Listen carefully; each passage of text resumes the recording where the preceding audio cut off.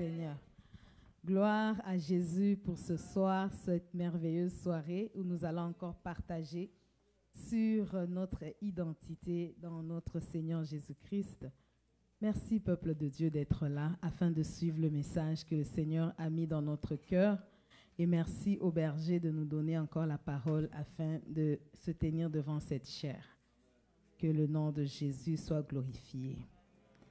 Comme je l'ai dit aussi, que je l'ai appris, c'est une chose terrible pour un homme de parler de la part de Dieu. Parce que c'est Dieu qui devait se tenir ici au fait pour vous parler.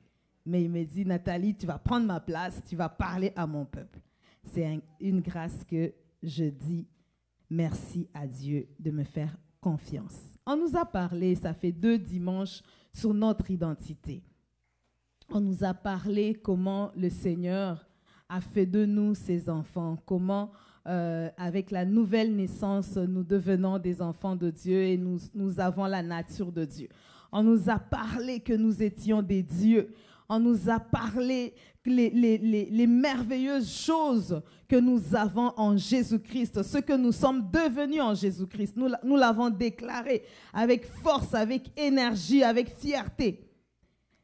Mais ce soir, j'apporte une nouvelle graine pour dire, avec mon sous-thème, vivre et maintenir son identité. Parce que Jésus lui-même a dit que ce qu'on a fait au bois vert, on ne se gênera pas de le faire au bois sec. C'est-à-dire, lui, de qui nous tenons cette identité, il a été tourmenté, il a été accablé, il a été insulté, il a été douté du pouvoir qu'il avait. Il a été renié, il a été pendu à la croix à cause de son identité, à cause de ce qu'il devait faire. Parce que nous comprenons par là que l'identité ne nous fait pas que sauter, ne nous fait pas que tressaillir de joie, comment le Saint-Esprit nous remplit, alléluia. J'ai parlé en langue pendant 10 heures du temps. Il n'y a pas que ça dans l'identité. Il y a aussi des challenges qui viennent avec. Il y a aussi des choses qui viennent nous chercher dans ce monde, comme Jésus a dit. Je vous ai envoyés dans ce monde comme des brebis parmi les loups. Tu es Dieu, tu as ce pouvoir, tu as cette puissance. Mais il y a cette adversité autour de nous. Et l'ennemi s'acharne sur nous. Parce que peut-être avant de donner notre vie au Seigneur, avant d'avoir ce cachet-là de l'identité de Christ, l'ennemi nous regardait de bœuf. Il m'appartient, il passe. Hein. C'est que tu es dans les ténèbres, quoi. Tu ne lui fais pas peur, tu es à lui. Mais dès que la Bible dit, vous êtes la lumière du monde, tu as maintenant cette identité. Tu es maintenant cacheté comme un Dieu. Tu as maintenant cette lumière qui éblouit de toi. Quand les démons passent, il est terrorisé et dit, hey, il y a quelque chose ici. Parce qu'il voit les ténèbres partout. Mais sur toi, il y a une lumière qui jaillit. Il est fracassé par cette lumière. Tu deviens un danger. Peut-être il y avait juste 2 démons qui te géraient quand tu étais encore païen. Mais maintenant, l'ennemi va engager sa cavalerie contre toi pour s'assurer que tu retournes dans les ténèbres, pour s'assurer que tu perds ton identité, pour s'assurer qu'il ne te perd pas. Et qu'à la fin de toutes les choses, il puisse avoir le même sort que lui, quoi. Que tu puisses avoir le même sort que lui. Il travaille d'arrache-pied pour détruire ton identité. C'est pourquoi nous avons vu dans la vision, on a parlé de quoi? Rétablir l'identité chrétienne. Pourquoi? Parce que c'est possible qu'on perde cette identité. C'est possible qu'elle soit tortillée. C'est possible qu'elle soit salie. C'est pourquoi on a parlé de rétablir l'identité chrétienne. Mais maintenant, nous voulons vivre pleinement cette identité. Nous voulons être le sel de ce monde. Quand on regarde le sel fait quoi? Le sel donne du goût à un aliment. Le sel fait quoi? Le sel peut conserver un aliment contre les bactéries, la putréfaction, contre la pourriture. Le sel conserve l'aliment. C'est ça que Dieu nous voit dans ce monde. Dieu a mis en nous son identité pour qu'on puisse donner le goût à ce monde, pour qu'on puisse aider le monde à pouvoir vivre la vie de Dieu, à pouvoir vivre la grâce de Dieu, pour qu'on soit cette lumière dont la Bible dit placée sur la montagne et qui peut éclairer toute la ville. Et pour vivre ces choses, cette identité et la maintenir, je suis allée par la grâce du Seigneur dans Actes 2, 41 à 42 pour trouver ce que ces chrétiens, eux, ont fait pour vivre et maintenir leur identité. On nous parle de l'Église primitive. On nous parle de la force de l'Église primitive. On nous parle de ces hommes et de ces femmes qui ont pu manifester Dieu, qui ont pu vivre Dieu, qui ont pu révéler Dieu à l'humanité, qui ont bouleversé des villes et des nations entières, qui ont fait qu'aujourd'hui, cet évangile nous est parvenu parce que ces hommes et ces femmes ont été fermes dans leur identité, ont pu conserver la race de Dieu pour que nous puissions naître aussi de cette race. Acte 2, 41 à 42, la Bible dit, « Ceux qui acceptèrent sa parole furent baptisés. » Donc, ils ont cru au Seigneur, ils ont donné leur vie à Jésus, ils sont devenus enfants de Dieu, ils furent baptisés. En ce jour-là, le nombre des disciples s'augmenta d'environ 3000 âmes. Maintenant, qu'est-ce que ces 3000 âmes sont devenues ou qu'est-ce qu'ils ont fait? Au verset 42, nous voyons la réponse. Ils persévéraient dans l'enseignement des apôtres, dans la communion fraternelle, dans la fraction du pain et dans les prières. Ce sont ces éléments que l'Éternel m'a mis à cœur pour que nous puissions regarder au travers ce que eux ont fait, que nous puissions aussi apprendre à faire comme eux et à pouvoir vivre ce que eux ont vécu, à pouvoir être ceux qu'ils ont été après avoir vécu la nouvelle naissance, après s'être associés à l'Église qui était en naissance. La Bible dit que notre âme doit être régénérée. Notre âme doit être travaillée. Quand on parle de la nouvelle naissance, c'est notre esprit qui reçoit cette nouvelle nature, qui reçoit cette identité, qui reçoit la royauté, la gloire de Dieu.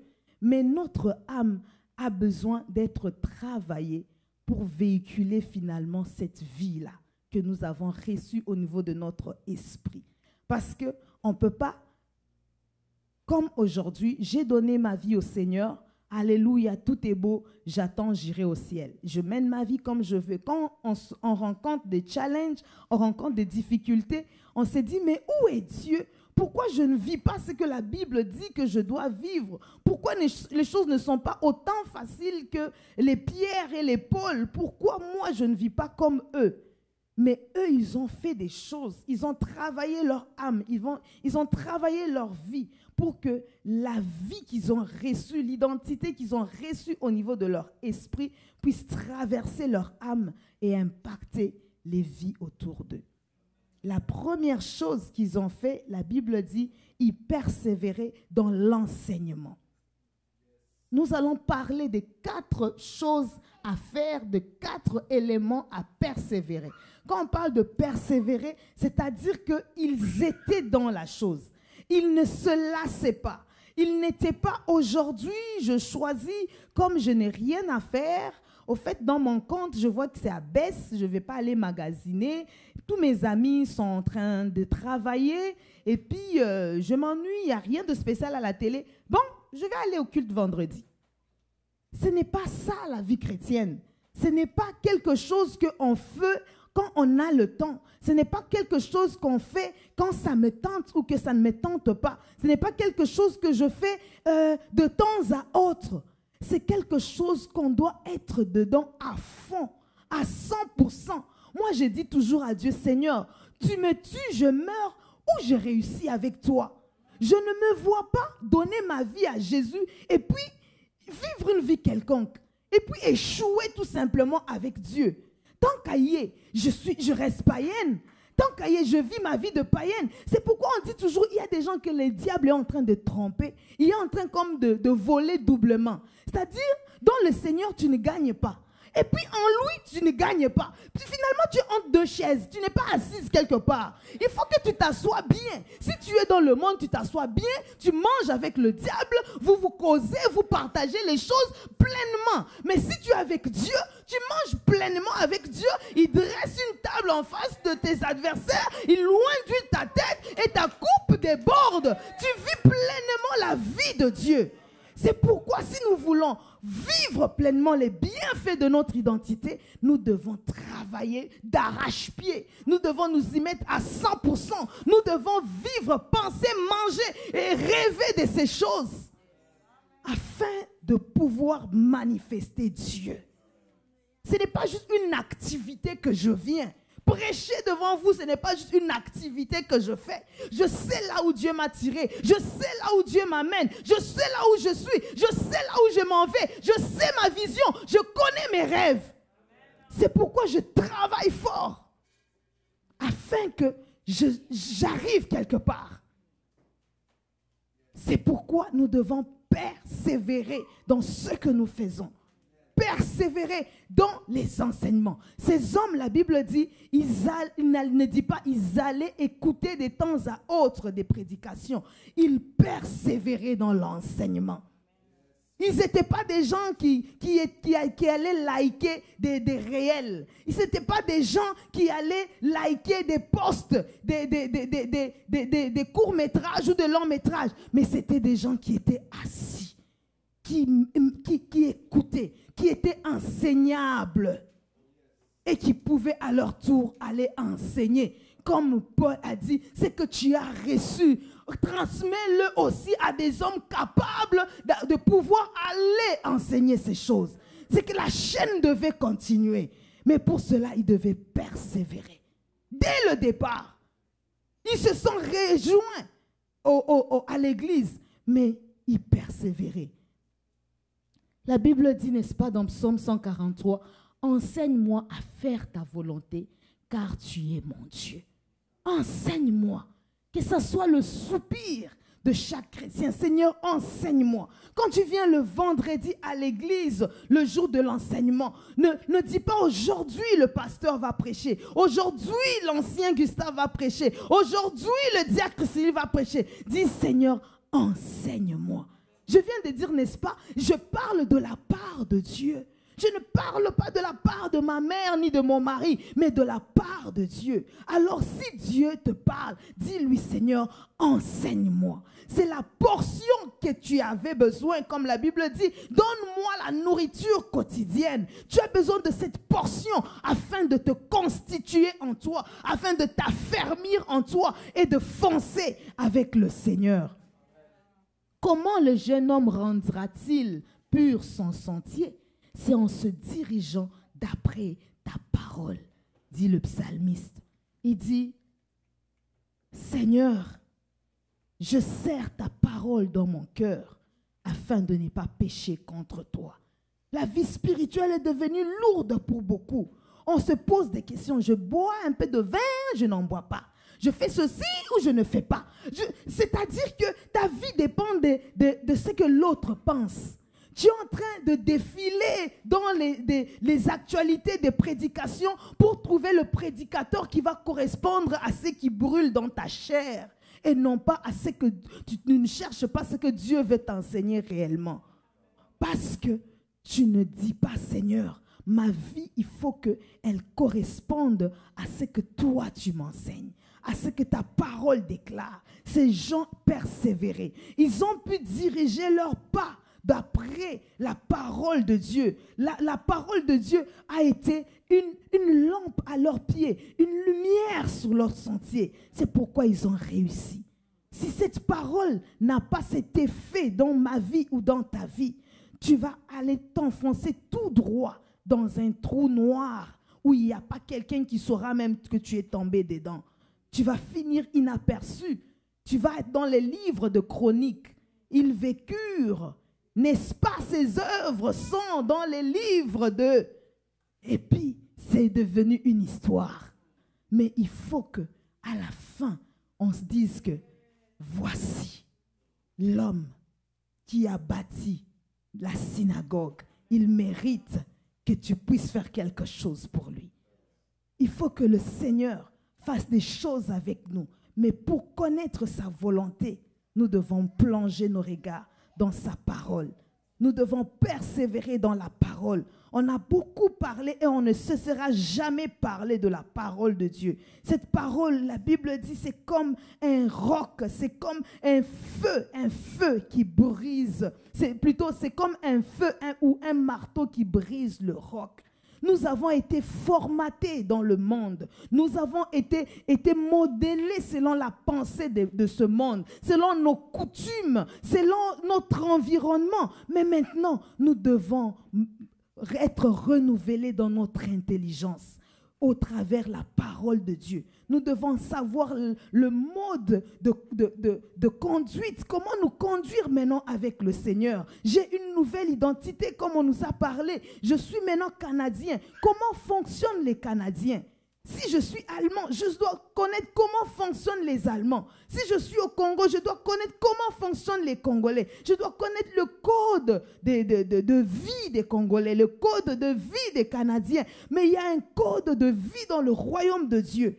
On a vécu avec des coutumes, on a vécu avec des familles où les choses étaient renversées sans dessus, sans dessous. Chacun pense comme il veut dans nos sociétés, dans nos cultures, dans nos coutumes. Mais maintenant, c'est la parole de Dieu qui doit diriger nos pas. Il y a des gens encore à ce jour qui se disputent dans leur foyer parce que dans notre coutume, ça se passe comme ça. L'autre dit aussi que mais normalement, dans notre coutume, ça ne peut pas se faire. Ils se battent. Pourquoi? Parce que chacun veut que sa coutume se fasse. Mais les deux sont enfants de Dieu. Mais qu'est-ce que la parole vous enseigne par rapport au sujet pour lequel vous êtes en train de vous disputer? Qu'est-ce que ta parole te dit par rapport à ce que tes amis dans l'école ou au travail ou dans le quartier te disent? Il faut que ça soit la parole de Dieu qui puisse te conduire parce que c'est en cela que tu seras affermi dans ton identité.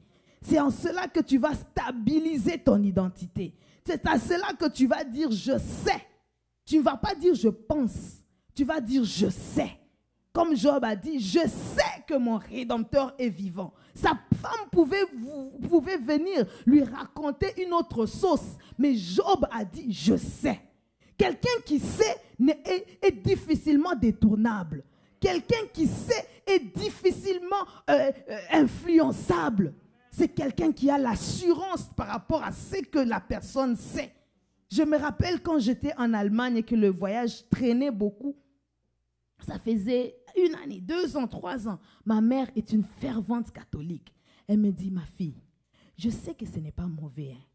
Je sais que tu pries beaucoup. Mais prie un peu Marie parce qu'elle aide aussi. Hein. Si tu pries le chapelet, Marie peut t'aider pour aller rejoindre ton mari.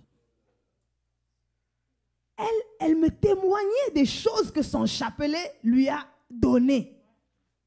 Mais moi, parce que je savais qui est mon Dieu, je lui disais, maman, avec tout le respect que je te dois, tu ne me verras jamais avec un chapelet dans mes mains. Elle dit, ah ok, au moins je t'ai dit. Mais ce qui est certain, c'est que je ne pouvais pas toucher au chapelet. Ce que je savais et j'étais certaine. Même si je voyais mon voisin faire le chapelet et voir ces choses être fructueuses, je ne pouvais jamais faire comme l'autre. Parce que je sais que le Dieu que je sers, il me connaît, il est fidèle, il ne m'abandonnera jamais, il ne me délaissera jamais. C'est sa parole qui me dit. Je n'ai pas inventé ces choses dans ma tête. Mais je sais ces choses parce que sa parole me les a dit, me les a expliquées. Et j'ai cru à cette parole. Mais si je ne connaissais pas sa parole, j'allais dire, de toutes les façons, ma mère ne peut pas me vouloir du mal. Elle veut mon bonheur. Et si elle a vécu ces choses avec son chapelet, je peux aussi essayer, non? C'est comme ça que les gens sont détournés facilement parce que ils sont comme en train d'être ballottés par n'importe quel vent. Il faut que la parole de Dieu puisse être ce qui nous a fermis. L'homme ne vivra pas seulement de pain, mais de toute parole qui sort de la bouche de l'Éternel. C'est cette parole qui doit nous faire vivre chrétiens. C'est cette parole, aimant la parole, persévérant dans la parole. Même si tu viens un vendredi, il n'y a que 3 personnes, persévère. Persévère, persévère encore avec les enseignements. Même si tu es fatigué, persévère tes méditations à la maison. Même si tu sens que les choses sont en train de tourner contrairement à ce que la Bible te dit, persévère avec la parole. Cette parole ne mange jamais. La parole est éprouvée. Si tu persévères, si je persévère avec la parole, nous vivrons ce que ces disciples de l'Église primitive ont vécu. Nous allons manifester au monde qui nous sommes réellement au-dedans de nous. Parce qu'il faut cette parole aille briser toutes les fondations que le monde a établies au niveau de notre âme. Nous avons été régénérés. Nous avons eu une nouvelle naissance, un nouveau esprit. Mais notre âme a besoin d'être travaillée pour accepter cette nouvelle naissance. La deuxième chose que ces hommes faisaient, la Bible dit, ils persévéraient dans la communion fraternelle. Ils persévéraient dans la communion fraternelle. La communion fraternelle, c'est-à-dire, on se met ensemble.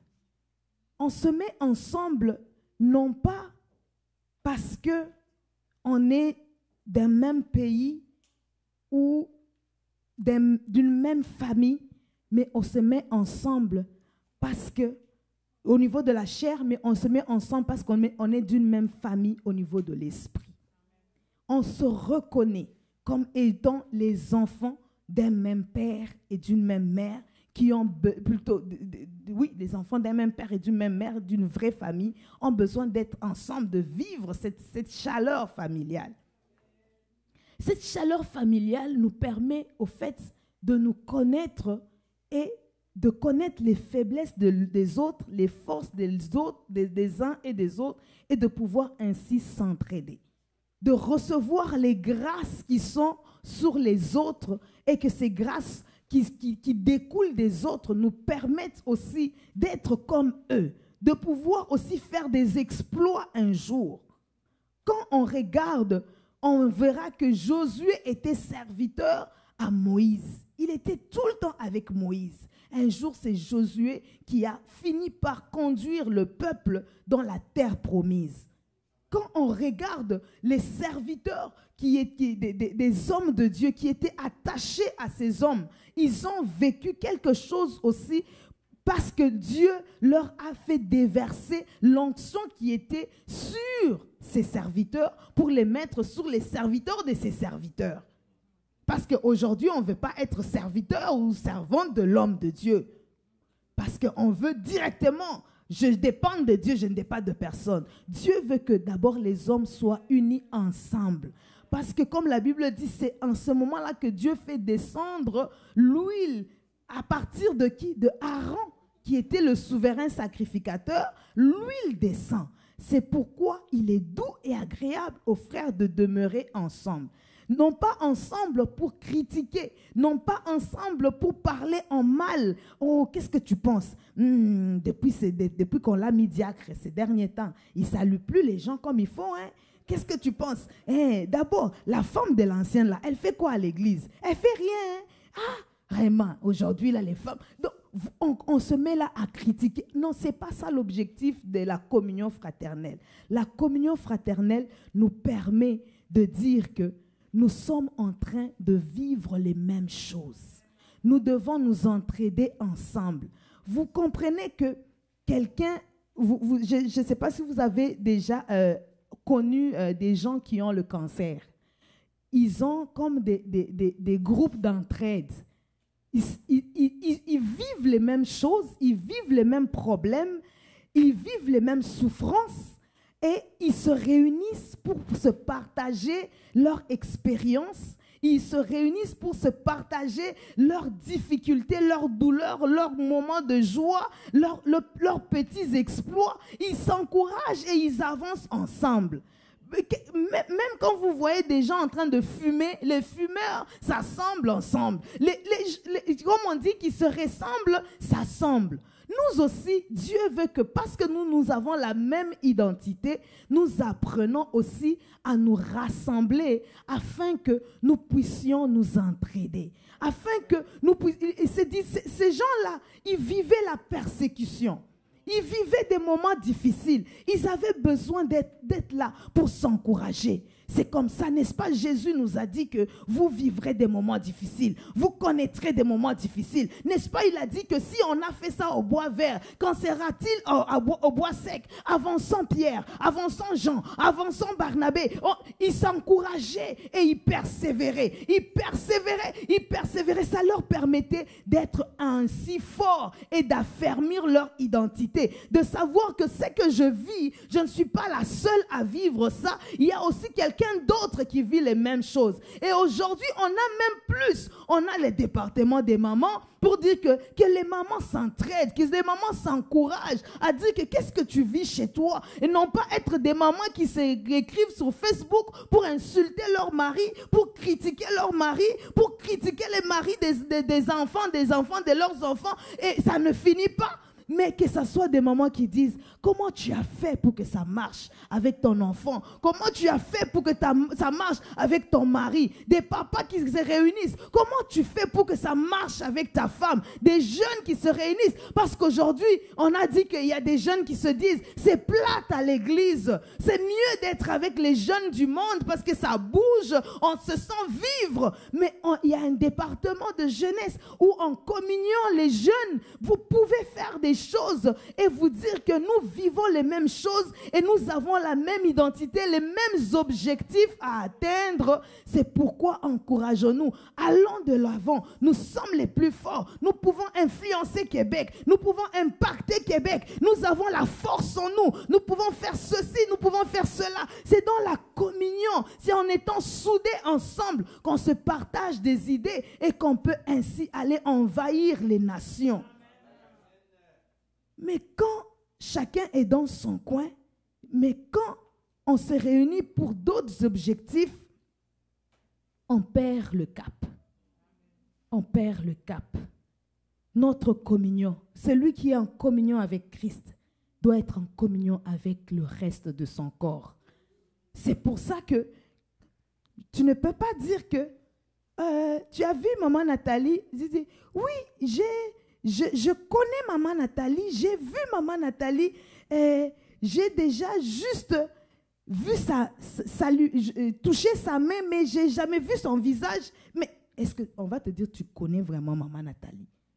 Parce que si tu connais sa face, tu connais la tête, tu as déjà vu le corps.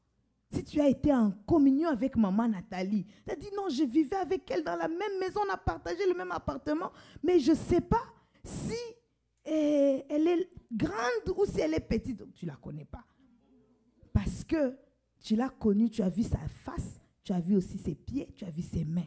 Nous sommes le corps du Christ. Nous devons aussi être en communion avec les membres comme nous sommes en communion avec la tête qui est Jésus-Christ. Nous ne pouvons pas être des chrétiens que le dimanche, on vit pour soi. Après le culte, on s'organise pour courir, pour partir. Aucune communion avec les autres. Où tu choisis qui tu dois saluer.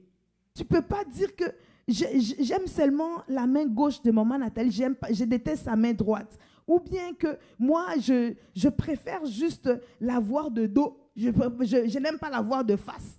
Non. Tu aimes le corps au complet. Tu aimes le corps de Christ, aime le corps de Christ au complet. Le corps de Christ est au complet et uni. Et puis, dans la communion fraternelle, on apprend aussi à s'inspirer des autres. La Bible dit dans Hébreux chapitre 6, verset 12, en sorte que vous ne vous relâchiez point et que vous imitiez ceux qui par la foi et la persévérance héritent des promesses. comment tu vas imiter quelqu'un si tu ne vis pas avec la personne, si tu ne côtoies pas la personne? La personne va te donner ses secrets comment? La personne va te dire comment je suis arrivé à atteindre ce niveau-là. Il faut fréquenter la personne. Il faut s'asseoir avec la personne. Il faut parler avec la personne. Je me rappelle, on vient de la génération Joël, Pasteur Thierry et moi. La force qu'on a eue à la génération Joël, c'est cette communion-là. La communion qu'on a vécue, je me sentais beaucoup plus proche des membres de la génération Joël que des membres de ma propre famille.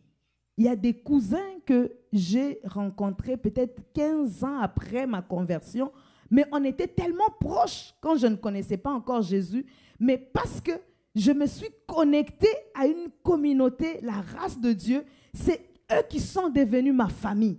Je passais tellement du temps avec eux qu'un jour mon cousin m'a dit, mais toi tu es encore là? Tu as disparu, tu es parti où? Il n'en revenait pas que j'existais encore dans ce monde. Parce que pour moi, je suis morte par rapport au monde. Mais je vis avec les membres du corps de Christ. Quand je dis maman Irène, c'est ma mère, ce n'est pas juste un respect, une forme de respect. C'est vraiment ma mère. Je quittais l'école. Je passe toute la journée jusqu'à la nuit. Je rentrais chez moi pour dormir. Je passais tout mon temps avec elle. Tout, jour après jour, semaine après semaine. On va prier, on va chanter, on va rigoler, on va s'exhorter. Et puis c'est l'heure de la prière, on prie. Après la prière est finie à 20h. On va rester encore ensemble. On rigole jusqu'à 23h. Donc j'allais chez moi pour dormir. Et le matin, je vais à l'école. Le lendemain, je reviens pour prier, chanter, danser, et ainsi de suite. Pourquoi? Parce que, et je n'étais pas la seule, il y avait beaucoup qui se réunissaient. On était tout le temps ensemble, comme l'église primitive. On a grandi comme ça. Et tous ceux qui sont en génération Joël partout au monde, c'est comme il y a une unité, on est soudés à un niveau que je ne peux pas expliquer. C'est vraiment une famille qu'on a formée. Pourquoi? Parce qu'on passait du temps ensemble. Il suffit aujourd'hui qu'on me dit quelqu'un de la génération Joël est quelque part ici à Québec.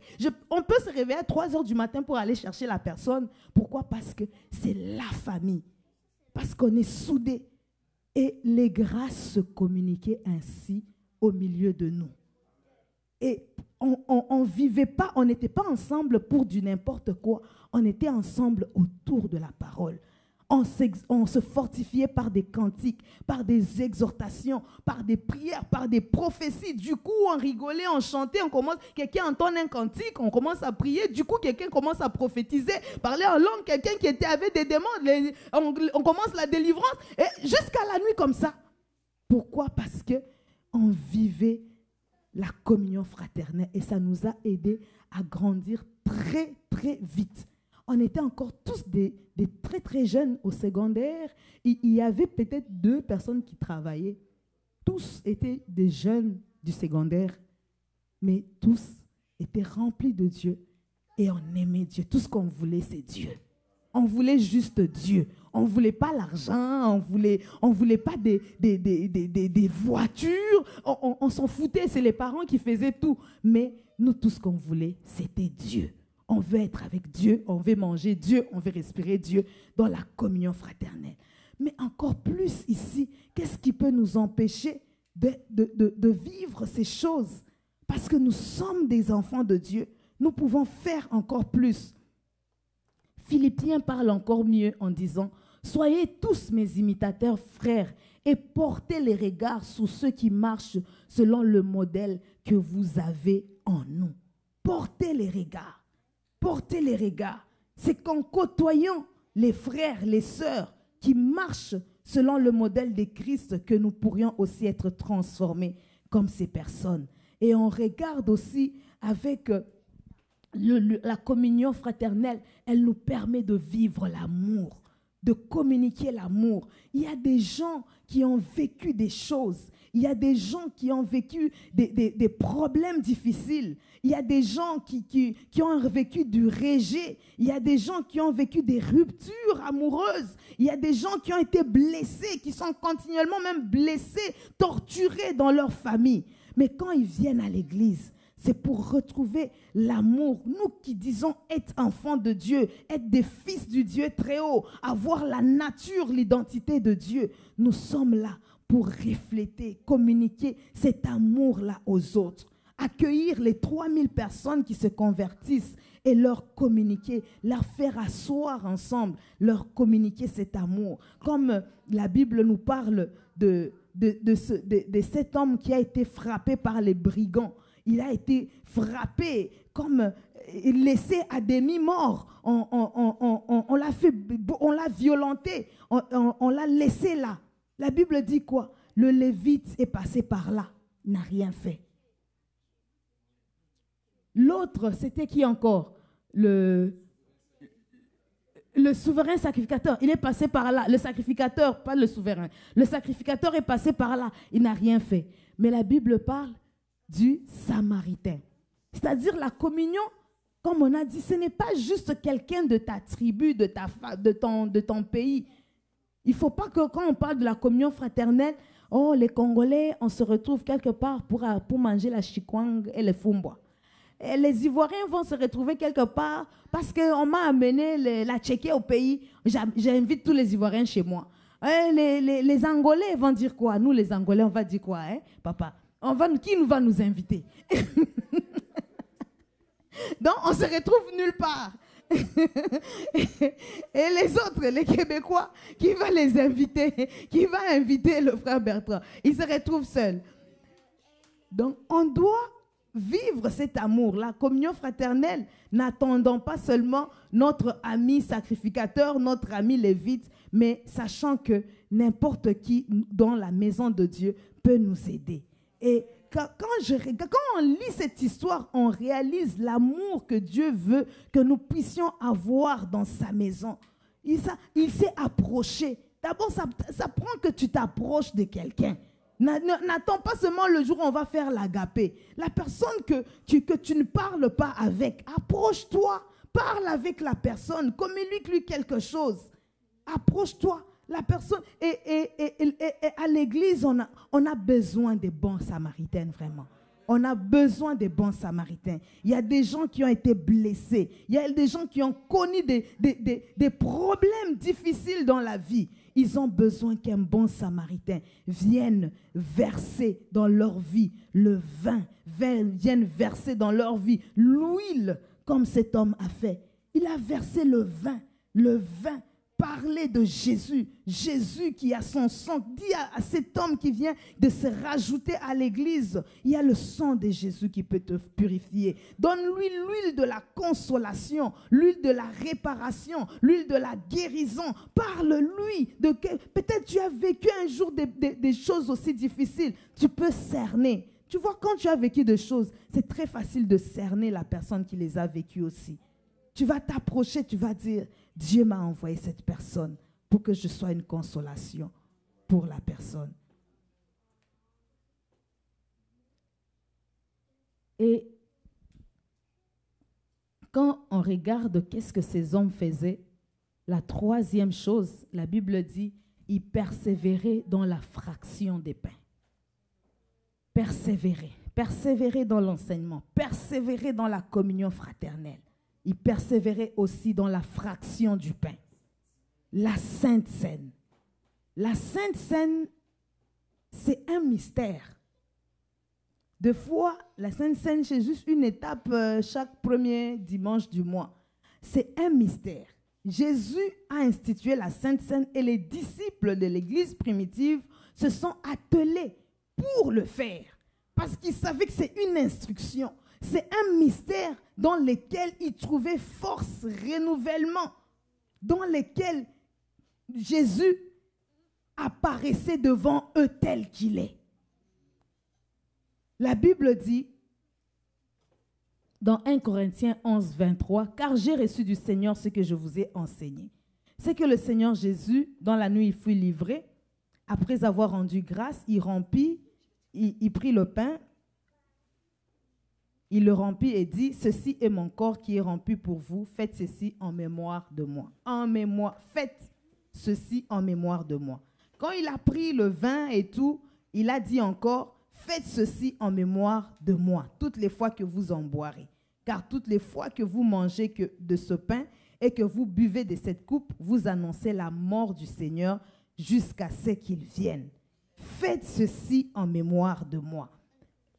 Il voulait que les disciples, ceux-là qui l'ont reçu en lui, réalisent que la mort de Christ a été ce qui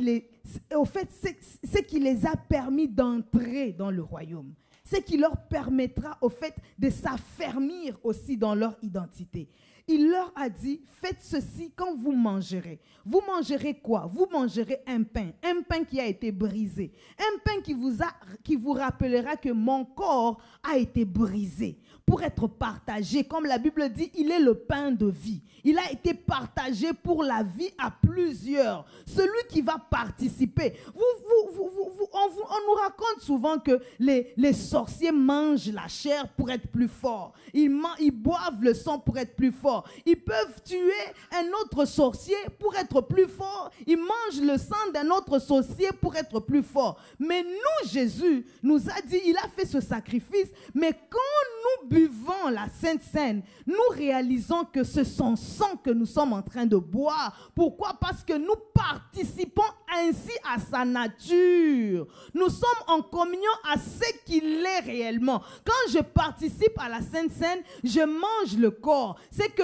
la puissance qui est dans le corps de Jésus est transmise aussi dans mon corps. Quand je bois son sang, la puissance qui est dans le sang de Jésus, elle est communiquée aussi en moi. C'est pourquoi la Bible nous dit que celui qui va s'avancer à la Sainte Seine sans discerner le corps et le sang de Jésus, ça tire un jugement.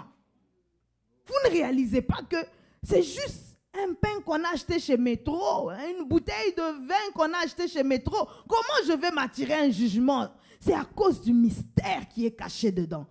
Si tu ne le comprends pas, c'est une malédiction, c'est un jugement. Mais si tu le comprends, c'est une force, c'est une puissance que Dieu communique en toi. C'est pourquoi participons à la Sainte Seine comme des gens. Je parlerai comme les gens du monde. Des gens qui sont dans une loge satanique là, en train de manger quelque chose qui savent que ça va me ramener le pouvoir. Alors, aie cette assurance-là, aie cette mindset-là. Quand tu t'avances de la Sainte Seine, je te dis, je m'avance devant le Saint des Saints, devant le sang le plus saint, devant le corps le plus fort. Et ce corps me communique la force, ce corps a fermé en moi la puissance de Dieu. C'est le corps incarné de Christ. Nous sommes en communion avec lui.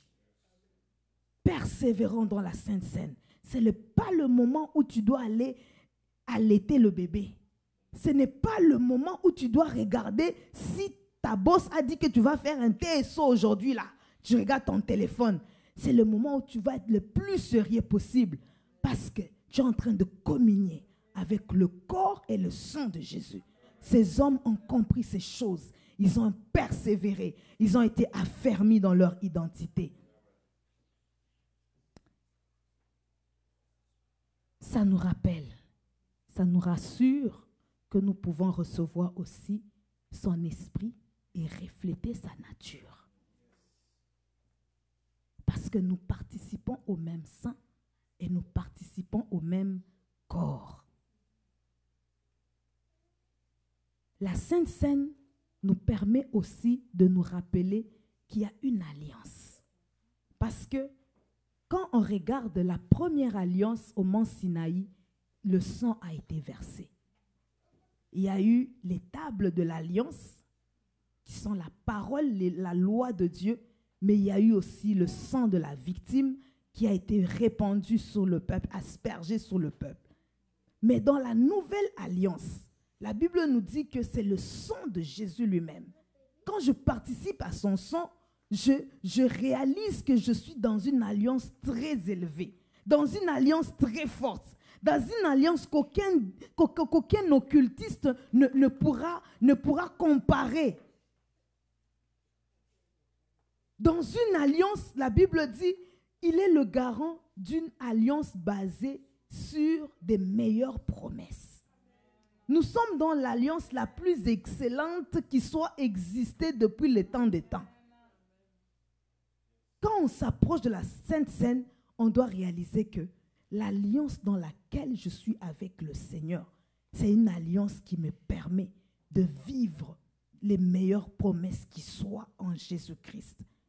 C'est une alliance qui me permet de pouvoir dominer sur les autorités, les principautés, les puissances et les esprits dans le monde des ténèbres. C'est une alliance qui me permet de me rappeler l'amour que Dieu a pour moi. Il a envoyé son Fils mourir. Toutes ces choses doivent traverser dans notre esprit. Au moment où l'ennemi vient te torturer, vient t'affaiblir, vient te déstabiliser avec tout ce que tu vis, tu vas dire, je participe à une alliance excellente. Cette alliance-là me permet de m'établir dans le statut le plus haut élevé qui soit. C'est-à-dire que le statut d'enfant de Dieu, c'est au travers de cette alliance-là.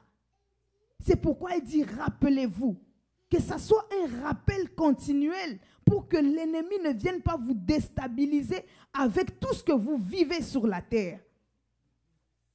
La Bible dit dans Ésaïe 49 au verset 8, « Au temps de la grâce, je t'exaucerai. Au jour du salut, je te secourrai. Je te garderai et je t'établirai pour traiter alliance avec le peuple, pour relever le pays et pour distribuer des héritages. » C'est-à-dire au temps de la grâce. Nous sommes au temps de la grâce. Nous sommes au temps de salut. Qu'est-ce que Dieu fait? Il traite une alliance. Et dans cette alliance, qu'est-ce qu'il dit? Pour dire aux captifs, sortez. C'est une alliance qui nous libère de la captivité. Sortez et à ceux qui sont dans les ténèbres, paraissez. Ils paîtront sur les chemins, ils trouveront des pâturages sur les coteaux. Ils n'auront pas faim et ils n'auront pas soif. Le mirage et le soleil ne le feront point souffrir, car celui qui a pitié d'eux sera leur guide et il les conduira vers les sources d'eau. C'est une alliance qui nous garantit une vie de bonheur, une vie de délivrance, une vie de lumière, une vie de bénédiction, une vie de faveur. Quand on s'approche de la Sainte Seine, qu'on rappelle à Dieu toutes ces paroles pour dire l'ennemi ne pourra rien contre moi. Parce que c'est une alliance inébranlable et c'est une alliance inaltérable. La dernière chose, c'est de persévérer dans les prières. Ces hommes et ces femmes, la Bible nous dit dans Acte 2 qu'ils persévéraient dans les prières. Ce n'est pas la prière, mais les prières. C'est pourquoi la Bible dit, faites en tout temps toutes sortes de prières. Veillez à cela avec une entière persévérance. Ils savaient ce qu'ils étaient en train de faire. Pourquoi nous aujourd'hui, quand on finit une retraite là, c'est comme si on rentre en vacances. On fait d'abord une semaine où on est devant la télé. On change de chaîne. Une semaine, on passe. Je n'ai pas parlé pendant 3 jours avec ma copine. Tu passes pendant 3 heures en train de bavarder. Tu finis. Eh ma mère, depuis que j'étais à la retraite, je pensais à elle. Tu passes. Mais quand on parle maintenant avec la maman, je sais. On parle avec maman. On parle. Maman, tu as mangé quoi? Tu as fait quoi? On t'a quoi fait? Mets d'abord la vidéo, je vais voir le modèle. Et tu passes 3 heures encore. Et puis, tu es fatigué. Et puis, il te fait encore une semaine avant de recommencer à zéro par rapport à là où la retraite t'avait laissé. Tu te retrouves au plus bas. Tu commences encore à remonter. Il suffit qu'on dise prière des champions. Le pasteur lui-même, quelle idée l'a mis de mettre la prière des champions? Il ne sait pas que les gens travaillent. Moi, je commence à 7h30. Il a mis la prière à 6h. Finalement, c'est dans 30 minutes que je vais me préparer. Tu commences à murmurer. Tu appelles encore d'autres choses. Et puis, le temps de te remonter encore, ça devient difficile. Persévérer dans la prière. C'est-à-dire, quand tu as fini de prier, c'est alors que tu commences à beaucoup prier. Que tu commences à beaucoup prier, que tu fonces encore, que tu fonces encore, que tu frappes, que tu frappes, que tu frappes encore. Demandez et l'on vous donnera. Cherchez et vous trouverez. Frappez. La Bible utilise 3 verbes pour dire que continue. Au premier coup, ça n'a pas marché, monte de dimension. Ça n'a pas marché, monte de dimension encore, jusqu'à ce qu'on ouvre. Peut-être tu n'ouvrirais pas parce qu'il t'aime, mais au moins parce que tu as dérangé, il va ouvrir. Dérangeant le ciel. Tu vas dire le matin, c'est encore moi, Seigneur. J'aime beaucoup ce chant qui dit, c'est encore moi, Seigneur. Aujourd'hui, là, je me réveille devant toi. Coco, le trône, c'est encore moi, Jésus. C'est encore moi. On va voir si Dieu va se fatiguer de toi. Tu vas témoigner ici. En tout cas, j'ai prié. Dieu m'a dit que je suis fatigué de toi. Persévérant dans la prière, avec toutes sortes de prières. Toutes sortes de prières. Tu as adoré, tu as dit, j'ai épuisé mes prières.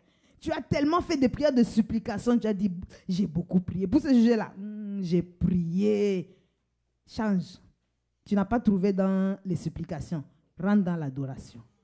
Tu n'as pas trouvé dans l'adoration. Rentre dans les déclarations. Tu n'as pas trouvé dans les déclarations. Rentre dans les prophétiques. Donc, toutes sortes de prières. Veillez-y avec une entière persévérance. Donc, toi au complet là, rentre dedans et persévère jusqu'à ce que, je ne m'arrêterai pas jusqu'à ce que. Corinthiens 2 nous dit quoi au chapitre 3? Nous tous qui le visage découvert contemplons comme dans un miroir la gloire du Seigneur, nous sommes transformés en la même image de gloire en gloire comme par le Seigneur l'Esprit. Si nous voulons vivre notre identité, si nous voulons éclater notre identité dans la ville de Québec, nous devons persévérer dans la prière. Plus nous contemplons le Seigneur, plus nous lui ressemblons. Plus les choses qui nous résistent là tombent. Contempler, c'est-à-dire ça prend du temps. Ça prend du temps. C'est-à-dire, ce n'est pas juste jeter un coup d'œil. C'est contempler. Nous restons dans la contemplation. Il y a un moment où les mots, le français, les BT, l'anglais, ça fuit. Tu restes dans la contemplation, dans la présence de Dieu.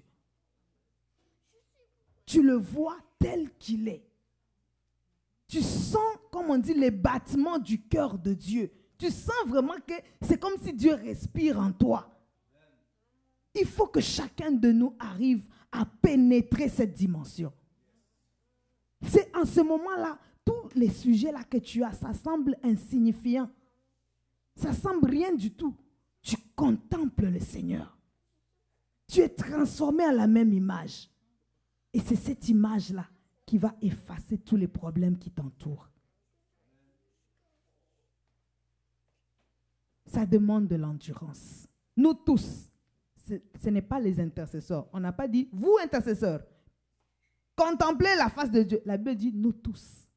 Le visage dévoilé. C'est-à-dire, ceux qui ont le visage dévoilé, la Bible dit, c'est au moment qu'ils ont, quand tu lis le verset avant, ça c'était le verset 18, au verset 17, on nous dit que le voile tombe au moment où on donne notre vie au Seigneur.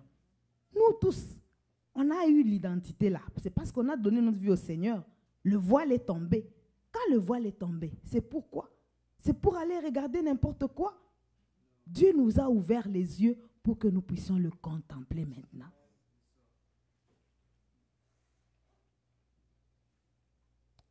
Psaume 63.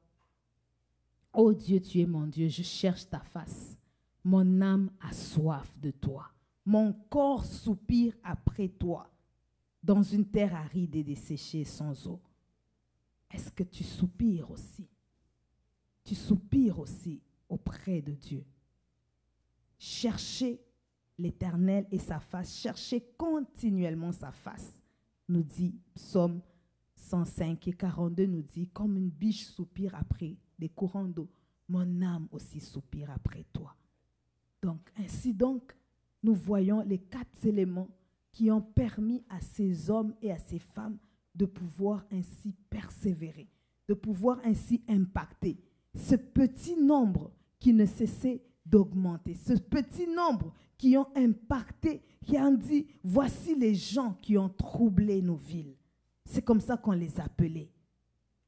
Et quand on a vu l'assurance de Pierre et Jean, ils ont dit, c'était des hommes du peuple sans instruction, mais ils les ont reconnus pour avoir été avec Jésus. Ce sont des gens qui ont passé du temps dans la présence du Seigneur. Ça les a permis de gagner en assurance. Ça les a permis d'affermir leur identité. Ce Pierre qui était peureux, ce Pierre qui a régné Christ, il pouvait maintenant parler avec assurance parce qu'il a dit, il y a un temps pour tout sous les cieux. Il y a un temps pour se cacher, il y a un temps pour se montrer. Il y a un temps pour pleurer, il y a un temps pour essuyer les larmes et dire, je suis là. Nous devons manifester notre identité. Et je vais juste citer ce que cela a produit. Cela se trouve dans Actes 2, 43 à 47. Parce que tout ça, ce n'est pas juste pour que les gens regardent et disent « Waouh, c'est un chrétien, c'est bien ». Non, nous devons impacter. Et l'impact, c'est quoi exactement? Et Acte 42, le chapitre que nous venons de voir, plutôt 43 à 47, nous montre l'impact de ces 4 éléments dans la vie de ces chrétiens. La Bible nous parle de la crainte de Dieu. La crainte de Dieu a augmenté. La Bible nous parle des miracles qui se faisaient. La Bible nous dit que le corps du Christ a été uni. Ils ont manifesté l'amour. La Bible dit que la communion fraternelle a été encore renforcée par ce qu'ils faisaient. Et la Bible dit qu'ils étaient assidus au temple. Ils avaient la joie d'être dans la maison de Dieu. La Bible dit c'était des gens, il y avait la joie au milieu d'eux. C'est-à-dire les chrétiens, ce n'est pas des gens qui font semblant. Aujourd'hui, les chrétiens Facebook et Instagram, ce sont des chrétiens qui font semblant. C'est dimanche, je veux venir à l'église. Mais il n'y a pas la joie d'aller à l'église. Il faut qu'il y ait une vraie joie. Il faut qu'il y ait un vrai bonheur dans notre cœur. La Bible dit que ces gens-là, ils reflétaient la joie. Même celui qui déprimait dehors, allait voir. Ils allaient dire, mais qu'est-ce que vous faites pour être si heureux? La Bible dit, il y avait l'humilité au milieu d'eux. Il y avait une vie de louange. Des gens heureux, ce sont des gens qui ont la vie de louange. Ils adorent le Seigneur. Et la Bible dit, ils avaient la faveur des hommes. Et la Bible dit que l'Église finalement avait la croissance. Les gens se rajoutaient parce qu'ils voyaient les fruits. Ces choses-là doivent produire au point que nous puissions vivre ce que la Bible déclare. C'est pourquoi nous allons nous lever et dire, Seigneur, je ne sais pas si tu as déjà tous les 4 éléments, dis Seigneur, amène-moi dans une autre dimension. Si c'est la prière qui te manque, Seigneur, moi c'est la prière. Si c'est la communion fraternelle, Seigneur, aide-moi. Moi, là, c'est mon tendon d'Achille qui est là. C'est mon problème de tous les jours et de tous les temps. J'aime pas être tout le temps avec les gens. J'aime pas bavarder avec des gens que je ne connais pas. Dis, Seigneur, aide-moi. Ce n'est pas des gens que tu ne connais pas. Ce sont des gens qui ont la même identité que toi. Les gens de la même famille. Nous sommes une famille et une famille soudée. Nous devons être unis plus que jamais. Nous devons refléter. C'est en cela que nous serons le sel, la lumière. C'est pour cela que Dieu nous a appelés. Demande ce qui te manque. Hein? Vous connaissez la blague que les gens ont, quelqu'un a dit, son oncle vient lui dire, entre l'argent et la sagesse. Il dit à son neveu, tu vas choisir quoi? Le neveu dit, ah, moi je vais choisir l'argent. L'oncle lui dit, hé, toi, tu ne sais pas que la sagesse est plus importante parce que moi, je choisirais la sagesse. Hey, c'est la sagesse. Le neveu lui dit, oncle, chacun demande ce qui lui manque. Toi, si c'est la sagesse qui te manque, tu vas demander la sagesse. Moi, si c'est l'argent qui me manque, c'est ce que je vais demander. Donc, chacun va demander ce qui lui manque. Que le Seigneur, ce soir, nous fasse grâce afin que nous puissions manifester notre identité, vivre notre identité, refléter notre identité dans ce monde. Nous prions le Seigneur. Éternel, notre Père et notre rocher, dans le nom de Jésus-Christ de Nazareth, ô Dieu de gloire et de puissance, Papa, éternel de gloire et de bonté, Adonai, éternel Dieu de gloire, Adonai, Dieu de gloire et de puissance, fais grâce, éternel, fais grâce, Adonai, Dieu d'amour et de bonté, Dieu de puissance et de vérité. Il n'y a que toi, ô Dieu, il n'y a que toi, ô Dieu de puissance, dans le nom de Jésus-Christ de Nazareth. Yahweh, fais grâce, éternel des armées. Tu nous as appelés, ô Dieu, afin de réussir avec toi. Tu nous as appelés, Seigneur, afin de manifester, éternel, dans ce monde qui nous sommes. Tu nous as appelés, Seigneur, afin de refléter qui nous sommes. Tu nous as appelés, ô Dieu Tout-Puissant, afin que le monde soit sauvé et béni par toi. Le monde attend la révélation des fils de Dieu, ô Éternel. Fais-nous grâce, fais-nous grâce, fais-nous grâce, Seigneur, selon le besoin de chacun, Éternel, selon le besoin de chacun, ô Éternel des armées. Laisse que ta parole, ô Dieu Papa, ait, Éternel, son impact au milieu de nous. Laisse que ta parole, Éternel des armées, puisse, ô Dieu, refléter, Éternel, la nature qui est en nous. Laisse que ta parole, Éternel, puisse nous tailler, nous façonner à ton image et à ta ressemblance, Éternel. Fais-nous grâce, ô Dieu d'amour. Fais-nous grâce, ô Dieu puissant. Dans le nom de Jésus-Christ de Nazareth, nous avons besoin de toi. Nous avons besoin de toi, Éternel des armées. Fais-nous grâce, ô Dieu. Nous voulons aller plus loin. Nous voulons aller plus loin, Seigneur Yahweh, devant les défis de ce monde, devant tout ce qui peut, Éternel, se lever contre nous. Nous voulons, Seigneur, nous lever, ô Dieu, et dire, nous voici les fils et les filles du Dieu vivant, les fils et les filles du Dieu très haut. Nous voulons être la solution pour ce monde. Nous voulons bénir ce monde, Éternel, au nom de Jésus. Que l'Église, oh Seigneur, oh Dieu, soit cette clinique, oh Seigneur, qui reçoit, oh Dieu, et qui donne la guérison, Papa, au nom de Jésus-Christ de Nazareth, au nom puissant de Jésus. Ceux qui ont échoué dehors, qui viennent réussir avec toi, Seigneur, au nom de Jésus, parce que tu as fait de nous, Seigneur, des fils et des filles du Dieu très haut. Nous voulons refléter la nature du Dieu vivant. Nous voulons vivre ce que Christ a mis en nous, ce que Christ a fait de nous, Papa, au nom de Jésus-Christ de Nazareth. Nous avons l'ADN de Dieu. Nous avons l'ADN de Dieu. Nous avons l'ADN de Dieu. Nous voulons refléter Dieu. Nous voulons refléter Dieu, Seigneur. Fais-nous grâce, Papa. Fortifie-nous au travers, Seigneur, oh Dieu, c'est que les disciples, Seigneur, que tu as laissés sur la terre ont fait. Nous voulons aussi marcher sur le même chemin. Nous voulons être les imitateurs de ceux qui ont imité Jésus, de ceux qui ont marché sur les traces de Jésus. Nous voulons manifester Jésus au nom puissant de Jésus. Merci, Seigneur. Que l'honneur et la gloire te reviennent.